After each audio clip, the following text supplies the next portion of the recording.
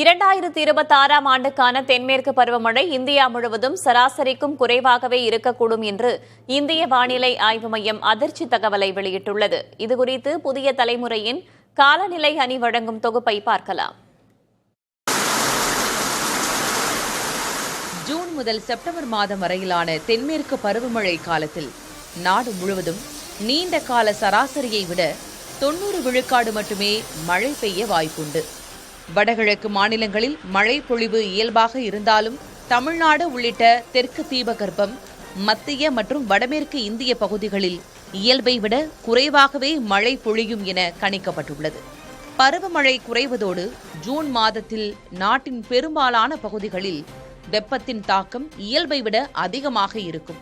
குறிப்பாக உத்தரப்பிரதேசம், பஞ்சாப், குஜராத், ஆந்திரா மற்றும் தமிழ்நாட்டின் சில பகுதிகளில் வழக்கத்தை விட அதிக நாட்கள் கடுமையான வெப்ப அலை வீசக்கூடும் என எச்சரிக்கப்பட்டுள்ளது.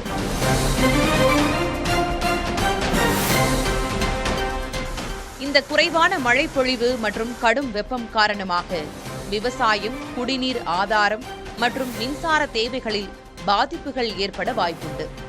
இதனால் மாநில அரசுகள் முன்னெச்சரிக்கை நடவடிக்கைகளை மேற்கொள்ள வேண்டும் என்றும் பொதுமக்கள் உச்சக்கட்ட வெயில் நேரங்களில் வெளியே செல்வதை தவிர்த்து போதுமான அளவு தண்ணீர் அருந்துமாறும் வானிலை ஆய்வு மையம் அறிவுறுத்தியுள்ளது.